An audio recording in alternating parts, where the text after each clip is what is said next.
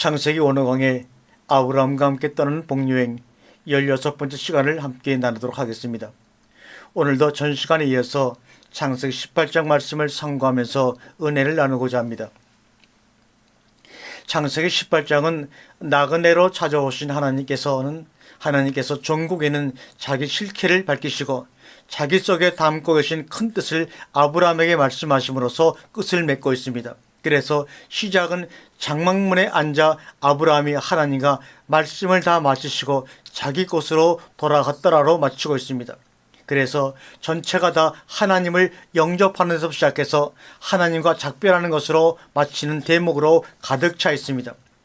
이 기록은 하나의 신앙생활의 표본을 또 우리가 하나님을 만났을 때의 자세와 그분에게서 얻어들어야 될 말씀과 그분 속에 품고 있는 계획을 기억히 얻어내고야 많은 짧은 신앙생활에서부터 일생의 신앙생활을 전체적으로 묘사한 그런 유명한 본문입니다. 아브라함이 고향 친척 아비집을 떠난 사건도 중요하고 그가 애굽으로 내려가서 아내를 누이라고 속이면서 많은 재물을 얻어왔던 사건도 중요하고 더욱이 독자 이삭을 하나님 앞에 아낌없이 바쳤던 사건도 중요하지만 그런 단회적인 사건보다는 더 중요한 것은 우리가 하나님 앞에서 어떻게 구체적인 신앙생활을 할 것이냐, 어떻게 하나님을 맞이하고 어떻게 하나님을 대접하고 그분에게서 약속을 얻어내고 그분의 생각을 파악할 것이냐, 정말로 신앙생활의 핵심적인 요소를 오늘 본문 속에 다 담아놓고 있습니다. 오늘날 기독교가 종교로 타락이 돼가지고 의식은 있지만 정신은 없습니다. 형식은 있지만 내용이 없습니다. 사람은 있는데 하나님은 없습니다. 진정한 신앙생활이라 하는 것은 뭐냐? 우리가 본문에 들어가기 전에 알아야 할 것은 하나님은 나그네로 우리에게 찾아오신다라고 하는 사실입니다. 우리 주님은 나그네의 자녀로 태어나셨습니다. 고향에서 친척들이 둘러보는 가운데 많은 사람들의 축하 속에서 태어난 것이 아니라 이방 땅 베들레헴에서 어쩌다 한 번씩 가보는 베들레헴 말구에서 그것도 따뜻한 건기가 아닌 우기철에 춥게 태어나셨습니다. 찾아오는 사람들이 없어서 짐승들이 찾아왔고 목자들이 찾아와서 알지도 못하는 동방박사들이 찾아와서 경배를 드렸습니다. 아주 소탈하고 볼품없이 이 땅에 오셨습니다. 오늘날 우리의 기독교 하나님은 너무나 위대하시고 너무 높은 데 계시고 너무 엄청난 분이십니다. 그래서 소자를 무시하는 기독교가 되었습니다. 그러나 주님은 이 소자 하나하나에게 한 것이고 내게 한 것이라고 말씀하셨습니다. 아브라함이 왜 믿음의 조상이냐고 하는 문제를 우리가 창세기를 통해서 계속 생각을 합니다만 그렇게 헛소하게 볼품없이 그것도 한낮에 정말로 물이 필요하고 먹을 것이 필요한 그런 절박한 나그네로 아브라함에 나타나셨는데 그를 지극히 대접했다라고 하는 것입니다. 오늘날 우리들도 세상 교회 문화에 젖어들어서 학벌이 훌륭하고 경력이 찬란하고 말 잘하고 인격적이며 고매하며 청산유수의 설교를 내뿜는 그런 훌륭한 목사님답게 맞아들입니다. 신분도 출신도 학력도 볼품없는 그런 이름 없는 하나님의 종들은 천대받는 그런 시대가 되었습니다. 이것이 무엇을 말하는 것입니까? 오늘 저는 본문의 말씀을 두 개의 교회로 빗대서 말씀을 전하려고 합니다. 하나는 아브라함의 교회이고 하나는 소돔성의 교회입니다. 어떻게 소돔성을 교회라고 할 수 있습니까? 거기에 구원받을 하나님의 백성이 있으면 그것은 교회입니다. 거기에는 분명히 롯의 일가가 살고 있습니다. 그런데 아브라함의 교회는 엄청난 하나님의 축복의 말씀을 얻어냅니다. 그러나 반면에 소돔성의 교회는 엄청난 멸망의 계획을 말씀하고 계십니다. 오늘 본문 말씀을 통해서 진정한 말씀의 교회라는 것이 무엇이냐 하는 것입니다. 그것은 교단의 문제도 아니요 목사의 문제도 아닙니다. 설교를 잘하고 못하고의 문제가 아니라 전통과 흐름의 문화 문제입니다. 어떤 전통의 문화를 이어받은 교회냐, 어떤 전통과 흐름을 물려받은 목사고 교회냐, 그리고 교인들이냐 하는 것입니다. 우리도 앞으로 교회가 발전하면서 세속적인 것들이 교회 안에 들어올 것입니다. 교회가 커지고 교단이 커질수록 말씀이 좋을수록 세속적인 요소들이 우리 교회 안에 들어와서 우리 교회를 세속화하려고 할 것입니다. 어떤 의미에서 우리는 상당히 처음보다 많이 세속화되어 있는지도 모릅니다.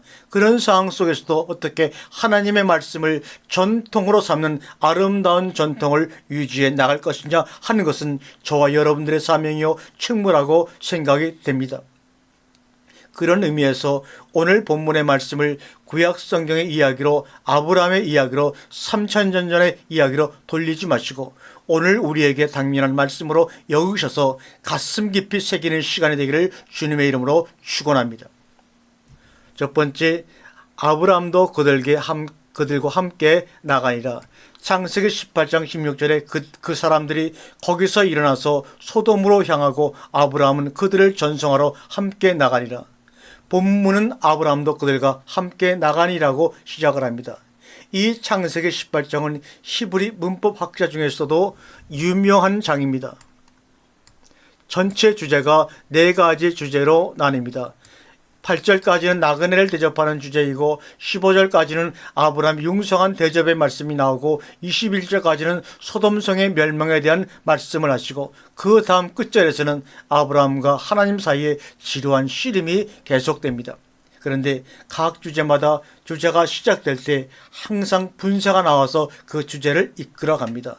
첫 번째 주제에서는 장막문에 앉아있는 아브라함, 두 번째 주제에서는 세 천사 곁에 모셔서서 음식 먹는 것을 시중드는 아브라함, 그리고 오늘 세 번째 주제에서는 이제는 떠나려고 하는 그들과 함께 나가고 있는 아브라함의 모습입니다. 그리고 마지막 주제에서는 다른 두 천사가 떠나갔는데 여호와 앞에 그대로 서서 하나님의 옷자락을 붙잡고 있는 아브라함의 모습을 분사로 표현하고 있습니다. 이전 시간에도 말씀을 드린 바와 같이 히브리어에서 명사 문장이라고 하는 것은 상태나 존재를 말한다고 말씀을 드렸습니다. 그런데 18장의 주제 분사가 나올 때마다 그 앞에는 동사 문장이 나오고 그 뒤에는 명사 문장이 나옵니다. 그런데 동사 문장은 주로 이 세 사람이 행동하는 것을 말하고 있고 그에 반해서 아브라함이 어떤 상태로 앉아있고 서있고 나가고 앞에 서 있는가를 아브라함의 존재와 상태로 명사 문장으로 표현을 하고 있습니다. 그래서 히브리 학자들은 이 18장을 가장 히브리적이며 모범적인 장으로서 교재로 사용하기도 합니다. 첫 번째 이 사건에서 우리가 알아야 될 것은 전송하러 나갔다라고 하는 것이 음식 대접을 잘 받은 이 세 사람이 떠나가는 것을 전송하러 나가는 것이 아닙니다. 지금 같이 동행할 의사표시를 하고 있습니다. 손님들이 떠나가는데 같이 갈 준비를 하고 있는 겁니다. 그런 자세를 갖추고 있습니다. 여러분, 주님의 제자들이 12명이었습니다. 그들이 3년 반이나 주님과 함께 동고동락을 했습니다. 잠시도 주님을 떠난 적이 없습니다. 그런데 과연 그들이 주님을 제대로 따른 사람입니까? 다시 말하면 주님과 제자들 사이에 일정한 갭이 있었다는 사실입니다. 주님의 생각과 제자들의 생각이 달랐습니다. 주님의 목적과 제자들의 목적이 달랐습니다. 그 갭을 3년 반이라고 하는 그 시간과 공간이 좁혀주지를 못했습니다. 그런데 지금 이 말씀은 세 사람의 행동이 어떠하든지 간에 그들이 어디를 향하든지 간에 따라 나서겠다는 자세입니다. 동행하겠다는 자세입니다. 이것이 아브라함 교회의 문화입니다. 왔다가 가는 것이 아닙니다. 만나고 헤어지는 것이 아닙니다. 여러분도 같이 이전 교회 신앙생활을 다 했을 줄 압니다. 이전 교회 신앙의 문화가 무엇인가 하니 목사님의 설교를 듣고 교회 문을 나서면 그때부터 잊어버리는 겁니다. 오늘 본문이 무엇이었더라, 오늘 설교의 주제가 무엇이었더라 관심이 없습니다. 이것이 지극히 간단한 문제인 것 같지만 정말로 심각하게 생각을 하셔야 합니다. 예배와 생활이 연결이 되어 있느냐는 겁니다. 예배 시간과 끝나는 시간이 연결이 되어 있느냐는 겁니다. 여러분 가운데도 오늘 말씀을 듣고 조문을 났으면 잊어버리시는 분이 있을 것입니다. 어떤 분은 이 말씀을 그대로 간직하고 집에까지 갑니다. 그리고 이 주보를 화장실에든지 어디든지 붙여놓고 한 줄 내내 틈만 있으면 다시 보고 하시는 분도 있습니다. 그래서 이 설교를 완전히 내 것으로 소화시켜서 그것이 생활이 되고 삶의 원동력이 되게 하는 분도 있을 것입니다. 이것이 문화의 차이입니다. 왜 우리가 이렇게 유튜브라는 걸 통해서 한쪽에는 문장을 놓고 말을 하면서 이 말씀을 나눕니까? 보고 들으라는 것입니다. 보고 들으므로 말미암아 하나님 말씀을 잊어먹지 말고 마음속에 간직하라는 의미에서 힘들지만 이 일을 시작하게 된 것입니다. 문화라는 것은 내가 생각하고 받아들인 것을 어떻게 생활 속에 구체적으로 적용시키느냐 하는 것입니다. 한국 사람은 한국 사람의 문화가 있습니다. 그래서 한국 사람은 밥을 먹습니다. 그러나 미국 사람들은 빵을 먹습니다. 이것이 하나의 식문화입니다. 많은 성도들이 목사님이 방문했을 때 그랬고, 목사님이 오시면 성경 찬송 꺼내놓고 예배를 보고 그리고 축복 기도를 시킬 받은 다음에 다가를 대접한다든지 식사 대접을 하고 보내는 것으로 생각합니다. 그러나 신방이라고 하는 것은 목사님과 나만의 유일한 속마음을 털어놓는 기회입니다. 대중적으로 생각하시는 목사님을 개인적으로 만날 기회가 없는데 신방하는 때만큼은, 그 시간만큼은 우리 목사님이 아니라 내 목사님이 되는 겁니다. 목사님, 이 시간만큼은 다른 생각하지 마시고 저만 생각하시고 저에게만 말씀하시고 저에게만 지적해 주십시오. 저에게 이런 고민이 있고 이런 문제점이 있습니다. 어떻게 하면 되겠습니까? 이것이 신방입니다. 그런 성도들이 몇 분이나 계십니까? 우리 교회에 아직도 이런 분이 없어요. 혼자 고민하고 혼자 갈등하고 그러다가 안 되면 스스로 실족하고 말입니다. 여러분, 목사를 왜 세웠습니까? 털어놓고 맞을 일이 있으면 맞고 고칠 일이 있으면 고치고 칭찬받을 일이 있으면 칭찬을 받으면 됩니다. 자기의 치부가 드러날까 함이니라. 그래서 그랬습니까? 아직도 내 의가 살아서 그렇습니다. 오늘 말씀에서도 나그네들을 잘 대접했습니다. 그리고 그분네들은 대접을 잘 받고 떠나려고 합니다. 일반 교회는 안녕히 가십시오. 혹시라도 이 길을 지나시거든 또 들리십시오가 일반적인 교회 문화입니다. 아브라함의 교회 문화는 같이 따라 나서는 겁니다. 그런데 오늘날 교인들의 상식이 뭐냐면, 그런 것은 목사들이나 하는 것이지 평신도들은 예배나 참석하고 현금이나 내고 자기 할 일만 다 하면 구원의 문제는 목사가 다 알아서 책임져 주시는 것이다라고 알고 있습니다. 아브라함이 목사입니까? 여러분, 당시 미디안족 속의 생활이라는 것이 그야말로 비참한 것입니다. 그 뜨거운 사막에서 얼굴은 새카맣게 타가지고 양이나 쳐서 먹고 사는 아브라함입니다. 목사도 전도사도 아닙니다. 하나님은 그런 아브라함을 믿음의 조상으로 세웠습니다. 그렇게 우리 하나님은 소탈하신 분입니다. 목사들은 이번 주 설교 끝나면 다음 주 설교 준비하느라 급급하고, 교인들 돌아보고 챙기느라 급급하고, 생일잔치, 개업잔치, 병문안 이거 하느라고 정신이 없습니다. 평신도도 잊어버리고 집사도 잊어버리고 목사까지도 지난주 설교를 다 잊어버리고 맙니다. 어떻게 오늘 신방 열심히 해서 교인 하나 더 끌고 올까? 그러나 아브라함의 신앙은 잔치와 떠남을, 대접과 분리를 시키지 않았다는 것입니다. 신앙은 잔치와 떠남을, 대접과 떠남을 분리시키지 않았다는 것입니다. 연결시켰다는 것이 오늘 첫째 주제의 핵심입니다. 그들과 함께 전성하는 척하면서 나가는 겁니다. 여러분, 왜 그랬을까요? 이분네들이 왜 왔을까 하는 겁니다. 그분들을 잘 대접했지만 그분들이 왜 왔는지 아직 아브라함은 모르고 있습니다. 너무너무나 궁금합니다. 왜 나에게 왔을까? 여러분, 성경을 보실 때 어떻게 보십니까? 아, 하나님께서 아브라함에게 그러셨구나. 예수님께서 베드로에게 그러셨구나. 그러면 아브라함에게만 말씀하시고 베드로에게만 말씀하시는 하나님이 오늘날 나에게는 말씀하시지 않습니까? 우리가 원어 성경을 좋아하는 것은 말로 다 표현할 수 없는 뉘앙스가 행간 속에 가득히 숨어있고 들어있기 때문입니다. 그러면서 그분의 심장을 이해할 수 있고 그분의 생각을 이해할 수 있고 그분의 간절함을 읽을 수 있다는 것입니다. 말씀과 삶을 연결을 시키세요. 그 술이 서말이라도 깨어야 마십니다. 하나님의 말씀을 깨어서 내 생활 속에 접목시키세요. 말씀이 육신이 되어야 합니다. 아브라함은 마음속에 항상 롯이 살아있습니다. 자기는 하나님의 약속이 있고 다짐이 있었기 때문에 그 믿음이 흔들리지 않지만 저 죄악의 도성 소돔에 가서 사는 롯에게는 무슨 일이 일어나지나 할까 늘 마음속에 걱정이었습니다. 간단히 말씀드립니다. 우리의 생애 전부를 하나님을 위해서 남을 위해서 다 쓰라는 것 아닙니다. 그러나 아브라함의 반절은 롯에게 가 있었습니다. 그래서 혹시라도 이분네들이 소돔성에 찾아오신 분들은 아닐까, 그리고 무엇인가를 얻어들이려고 쫓아나갔던 것입니다.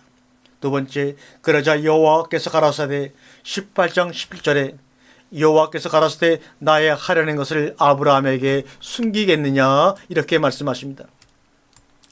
여호와라는 단어 앞에 와우 접속사가 있으니까 그 접속사를 살려준다면 그러자 여호와께서 가라사대가 됩니다.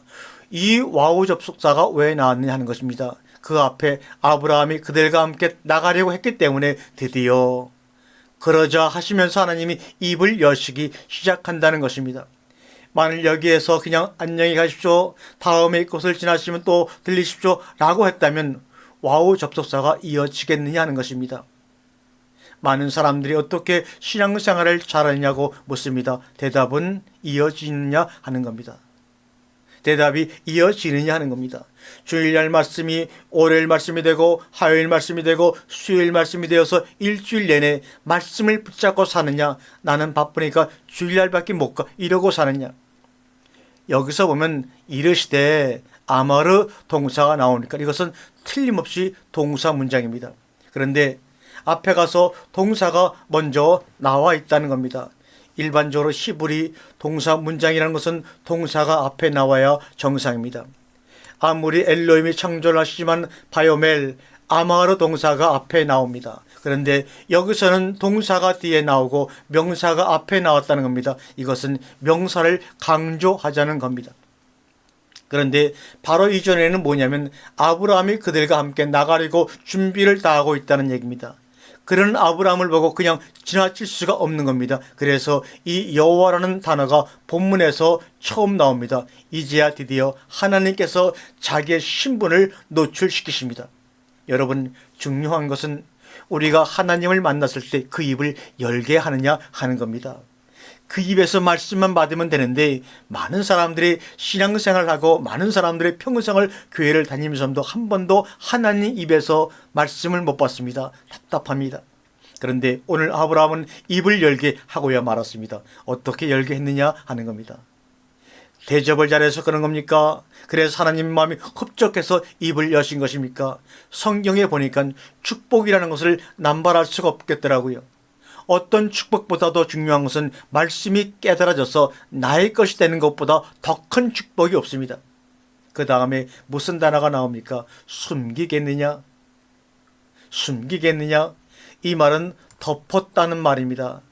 이게 무슨 말인고 하니 무슨 말이냐면 하나님의 의중에만 있는 생각입니다. 하나님만 품고 있는 생각입니다. 아무에게도 말하고 싶지 않은 겁니다. 그런데 그것을 열시겠다는 겁니다. 무엇을? 나의 하려는 것을. 오늘 본문을 보면 인칭대명사가 2개 나오죠. 인칭대명사가 어떻게 나오는 것은 여호와 하나님을, 인칭대명사가 이렇게 나오는 것은 여호와 하나님을 강조하기 위해서입니다. 나의 하라는 것을 너에게 숨기겠느냐. 여러분, 구원의 비결, 축복의 비결이 뭐냐? 하나님이 단독으로 나에게 나타나신다는 겁니다. 언어 성경을 빼면 사람이 변합니까? 달라집니까? 많은 사람들이 질문을 하고 회의를 합니다. 그러나 저는 원어 성경을 배운다고 사람이 달라진다는 보장은 없다라고 분명히 말합니다. 다만 방법론을 자세히 가르쳐주는 것뿐입니다. 성경을 보세요. 아담이 하나님과 독대를 했습니다. 가인도 하나님하고 독대를 했습니다. 노아도 하나님과 독대를 했습니다. 아브라함, 이삭, 야곱 다 하나님과 독대를 했습니다. 그런데 요셉은 독대한 적이 있습니까? 없습니다. 모세 하나님과 독대했습니다. 사무엘 하나님과 독대했습니다. 여호수아 하나님과 독대를 했습니다. 하나님의 종들은 전부 다 하나님과 독대를 한 사람들입니다. 하나님과 독대하는 방법을 가져야 합니다. 독대하면 무엇이 나오느냐? 그러자 여호와께서 가라사대가 나옵니다. 여러분, 기도라는 것은 내 입을 벌리는 것이 기도가 아닙니다. 내 마음의 작정을 전달하는 것입니다. 그들과 함께 나가더니 라고 하는 것은 아브라함이 하나님께 대한 확신입니다. 여러분, 우리는 하나님 앞에 날 어떻게 나타내십니까? 그리고 어떻게 전달하십니까? 많은 말로요. 이것이 아브라함 교회의 기도 문화입니다. 기도는 우리의 사정을, 우리의 상식을 늘어놓는 것이 핵심이 아닙니다. 이미 내 사정은 하나님이 다 말하지 않아도 알고 계십니다. 중요한 것은 하나님이 나에 대해서 입을 여시는 겁니다. 어떻게 하나님이 나에 대해서 입을 열게 하시느냐가 기도의 관건입니다. 기도는 하나님의 말씀에 대한 확신을 서원하는 것입니다. 주기도문을 보세요. 하늘들 안에 계신 우리 아버지여, 하늘들에 계신 우리 아버지여, 우리에게 집을 주시고 옷을 주시고 그렇게 시작을 합니까? 당신의 이름이 거룩히 여김을 받으시오며 결과죠. 나라가 임하옵시오며 결과죠. 뜻이 이루어지이다 결과죠. 이름을 모르는 사람이 어떻게 거룩이 되고 나라를 모르는 사람이 어떻게 임하옵시며 독재 정권이면 어떻게 하려고 그럽니까? 뜻을 모르는 사람이 어떻게 이루어지이다라고 할 수 있겠습니까? 기도는 철저하게 하나님의 말씀에 대한 반응입니다. 세 번째로 아브라함은 정령 크고 강한 나라가 되고, 창세기 18장 18절에 아브라함은 강대한 나라가 되고 천하 만민은 그를 인하여 복을 받게 될 것이라고 합니다. 세 번째 말씀은 먼저 아브라함에 대한 하나님의 의중에 담고 있는 내용을 말씀하십니다. 우리는 하도 성경을 많이 읽어서 성경의 내용이 대수롭지 않게 넘어가는 경우가 많은데, 아브라함은 지금 늙을 대로 늙었고 자식 하나 없는 홀홀 단신입니다. 이스마엘이 있다고 하지만 아직 사라가 수용하지 않은 자식입니다. 반쪽 아들입니다. 문제가 많은 아들입니다. 그런데 그 아브라함에게 내가 나라가 될 것이다 그럽니다. 그것도 크고 강한 나라가 될 것이다. 여러분, 사람이 하나 생겨나서 그 사람으로 말미암아서 나라 하나가 된다는 것이 그리 쉬운 일이 아닙니다. 종족이 하나 생긴다는 것도 어려운 판인데 사람 하나가 어떻게 나라가 될 수 있느냐 하는 겁니다. 사도 바울이 그런 말을 했습니다마는 꿈을 넓게 가져라, 마음을 넓게 가져라 그럽니다. 여러분, 마음을 넓게 가지시기를 바랍니다. 마음이 좁아서는 복을 받지를 못합니다. 보세요. 내가 너를 크고 강대한 나라가 되게 할 것이다. 그거야 아브라함 같은 사람이나 하시는 말씀이지 내가 무슨, 그건 나에게 해당되는 말이 아니야. 그런 생각 갖고 있습니까? 여러분들에게 제가 지금은 당신은 큰 교회가 될 것입니다 그러면 믿을 수 있겠죠. 왜냐하면 이 중에 돈 많이 벌어서 교회를 지으실 분도 있으니까요. 그런데 내가 여러분들에게 크고 강한 나라가 될 것입니다. 믿습니까? 아니죠. 아무래도 아까보다는 먼 것 같은 느낌이 들죠. 덜 믿어집니다. 여러분, 하나님을 수용하려면 마음이 넓어야 합니다. 크게 가지시길 바랍니다. 너는 정령 크고 강한 나라가 될 것이며 모든 그 땅의 족속들은 그로 인하여 복을 받게 될 것이니라. 이것이 하나님의 의중에 있었다는 것입니다. 여러분, 가정의 복이 먼저 임하려면 먼저 무엇이 찾아오는 줄 아십니까? 화목이 먼저 찾아옵니다. 그래서 주님도 70인 전도대를 보내시면서 어느 동네 들어가든지 먼저 화평을 빌어라. 그 평안이 그 집에 들기에 합당하면 깃들 것입니다. 그리고 복이 들어가는 것입니다. 그래서 복의 선발대는 화목이요 평안입니다. 신명기 26장 5절에 너는 또 내 하나님 여호와 앞에 아뢰기를 내 조상은 유리한 아람 사람으로서 소수의 사람을 거느리고 애굽에 내려가서 거기 우고하여 필경은 거기서 크고 강하고 번성한 민족이 되었더니, 헛술하고 미약한 다수보다는 단단하고 짜임새 있는 소수가 더 강할 수 있습니다. 외형적 숫자보다는 속성적 능력이 더 큰 일을 해낼 수 있습니다. 강한 나라만이 천하 만민으로 하여금 복을 받게 할 수 있습니다. 이것이 아브라함 교회가 해야 할 사명이요 본분입니다. 네 번째로 내가 그를 그렇게 알았기 때문이라. 귀중한 말씀입니다. 창세기 18장 19절에 내가 그 자식과 건축에게 명하여 여호와의 도를 지켜 의와 공도를 행하게 하려고 그를 택하였나니 이는 나 여호와가 아브라함에게 대하여 말한 일을 이루려 하려 함이냐. 이것이 아브라함의 문화인데 본문을 잠깐 보겠습니다. 여기 보면 키라고 하는 조건문을 이끄는 접속사가 나옵니다. 왜 그러냐 하면 내가 너를 크고 강대한 나라가 되게 하겠다. 왜 그러느냐? 이 목적 때문에 그렇습니다. 우리 성경에는 택하였나니가 들어가 있는데 이것은 야다 동사입니다. 내가 그렇게 될 줄을 그를 알았기 때문이다 그런 얘기입니다. 여기서 무슨 문제가 생기느냐? 예정이냐 예지 예정이냐 하는 문제가 생깁니다. 여기서 예지 예정이 나오는 것입니다. 그렇게 될 줄 알았기 때문에 내가 그렇게 했다 그 말입니다. 이 말씀이 무슨 말씀이냐? 쉽게 말하면 이것이 아브라함 교회의 문화입니다. 여러분, 사업을 하던 자식을 기르던 농사를 짓던 무엇을 하든지 정도로 해야 합니다. 사업을 해서 돈을 벌어도 정도로 벌어야 되고 농사를 지어도 정도로 농사를 지어야 됩니다. 사기를 쓰면 안 됩니다. 오늘 본문을 보면 의와 공도라는 말이 있습니다. 의라는 것은 내면적인 문제입니다. 공도는 외적인 생활을 말합니다. 그러니까 의가 생활화가 되어서 그것이 행해져야 된다는 말입니다. 그것을 이룰 줄을 내가 알았기 때문이다, 그런 말입니다. 왜 우리가 올바른 교회가 되어야 하느냐, 왜 원어적인 입장에서 말씀을 전해야 하느냐, 그것은 아브라함 교회를 되찾자는 것입니다. 어느 책을 보니까 그런 얘기를 써놓은 곳을 보았습니다. 유대교가 해석을 잘못해서 기독교가 생기고 기독교가 성경을 잘못해서 마호멧이 나왔다는 겁니다. 무슨 성경을 잘못 해석했느냐? 이사야 53장을 유대교가 잘못 풀었기 때문에 기독교가 나왔다고 그런 얘기를 합니다. 그런데 지금 유대교가 몇 장을 풀어가느냐? 이사야 38장을 풀어가고 있습니다. 얼마 안 가서 40장을 넘어가고 53장에 가면 그때 가서 무릎을 치고 그들의 잘못된 해석을 뉘우칠 것입니다. 아차, 우리가 이 해석을 잘못했구나 하고 예수님께로 그들이 모두 돌아올 것입니다. 그것입니다. 여러분, 오늘날 교회가 성경 해석을 잘못했기 때문에 우리 같은 사람들이 생긴 것입니다. 그래서 성경적인 교회를 만들자는 것이 우리들의 목표가 아닙니까? 그래서 크고 강한 나라의 정의가 뭡니까? 무력으로 약속을 침략하고 속이나 빼앗아오는 그런 나라가 크고 강한 나라가 아니라 여호와의 도를 지켜 의와 공도를 행하는 나라가 크고 강한 나라입니다. 그것이 이 땅에서는 하나님의 나라입니다. 내가 그를 그럴 사람으로 알았다는 겁니다. 하나님께서는 이들에게만 당신의 입을 여십니다. 오늘 나도 그럴 작정을 하고 그럴 각오를 하면 그 하나님께서 내가 그를 그럴 사람으로 알았다 하시면서 나에게 입을 여실 것입니다. 그런데 하나님께서는 이 약속만 하시고 떠나가신 것이 아닙니다. 그러자 하나님은 또 하실 말씀이 계십니다. 다섯 번째로 여호와께서 가라사대. 창세기 18장 20절에 보니 여호와께서 또 가라사대 소돔과 고모라에 대한 부르짖음이 크고 죄악이 심히 중하니.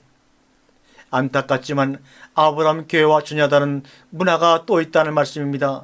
본문에서 이상한 것은 18장 17절에서는 바여와 아마르 이렇게 나왔는데 오늘 본문에서는 아마르 동사가 앞에 나오고 여호와가 뒤따라 나옵니다.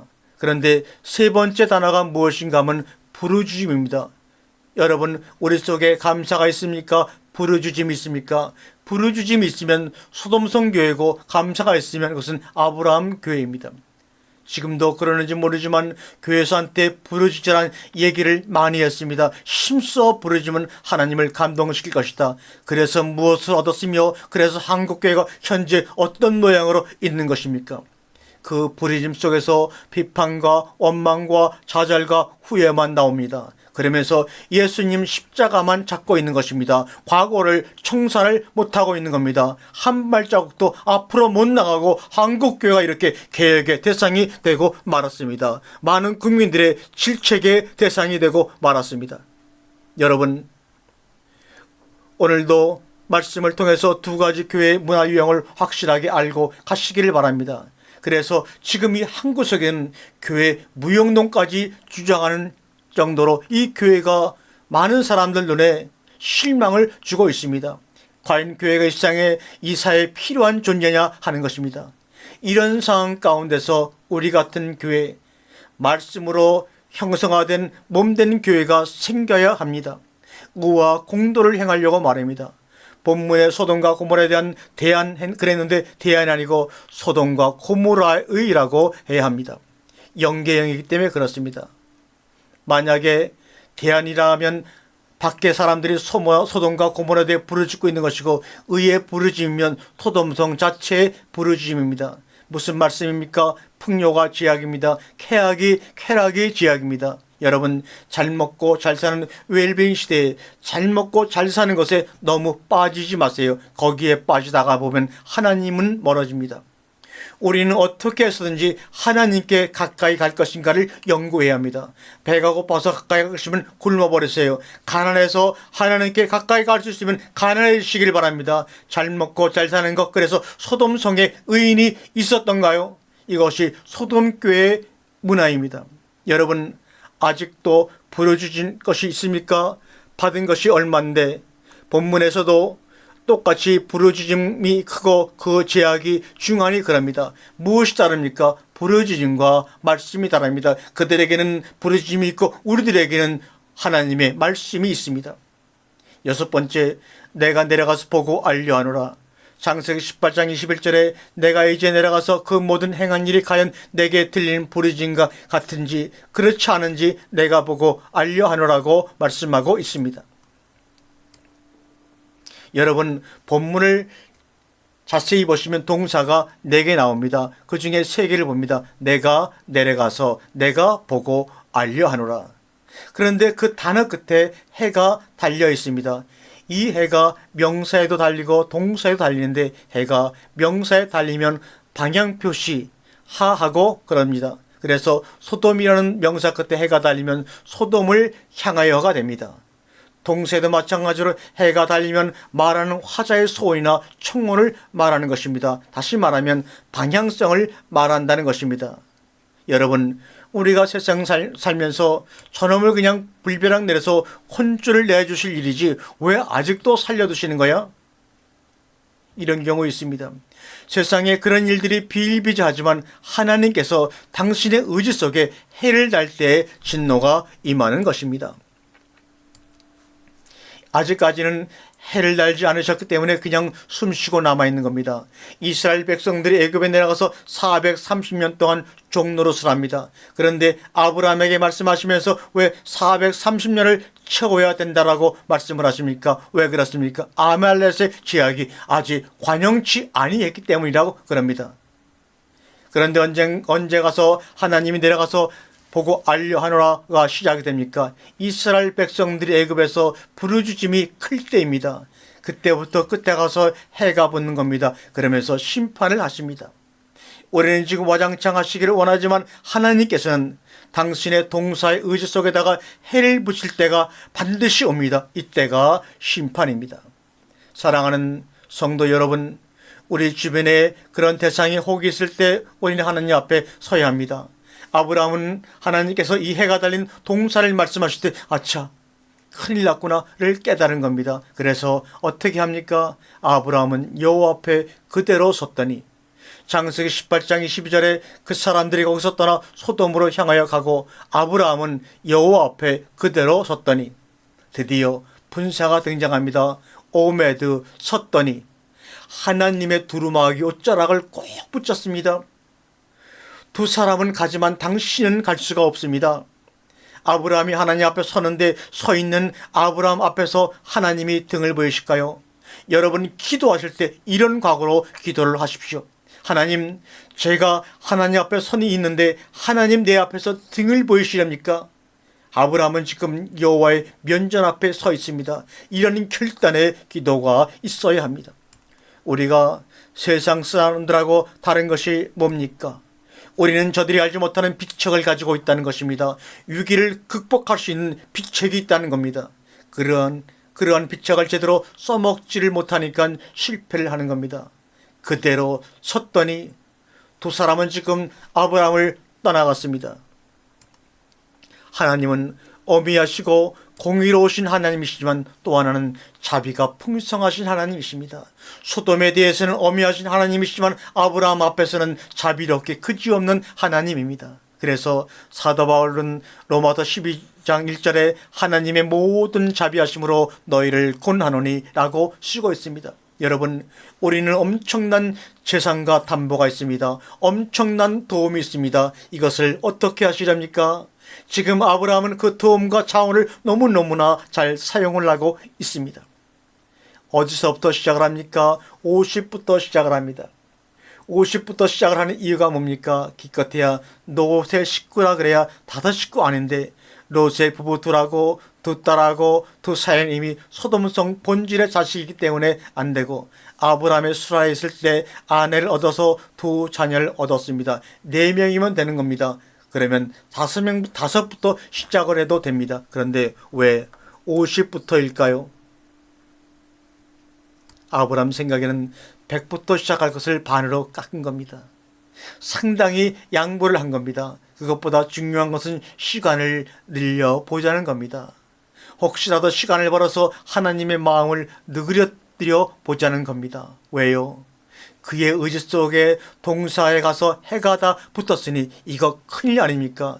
이제는 하나님의 마음이 오로지 소돔 성만을 향하고 있으니 이것 어떻게 하면 좋으냐 이런 말입니다. 아브라함의 생각에도 하나님의 진노를 멈출 방법은 없는지라 늦출 방법은 있을 것이라고 생각을 한 것입니다. 그러니 시간을 좀 벌어서 하나님의 마음을 누그러뜨려보자 이겁니다. 그래서 사도 바울은 로마서에 하나님의 길이 참으심을 훼손하지 말라고 합니다. 여러분, 하나님 참을 만큼 참으셨고 기다릴 만큼 기다리셨습니다. 우리가 더 이상 여기서 머뭇거릴 수가 없습니다. 이제는 나아가야 합니다. 그래서 한 사람이라도 소돔성에서 그들을 끄집어내야 합니다. 오늘날 신문을 보세요. 뉴스를 보세요. 무엇만 가득 찹니까? 울부짖음만 가득 차 있습니다. 이런 세상이 더 이상 계속되어서는 아니 됩니다. 아브라함은 구원받을 자는 구원을 받아야 된다는 것입니다. 그래서 하나님의 옷자락을 붙들고 롯의 일가를 끄집어 낸 것입니다. 이러한 은혜가 여러분과 저 사이에 일어나기를 주님의 이름으로 간절히 권면을 드립니다. 감사합니다.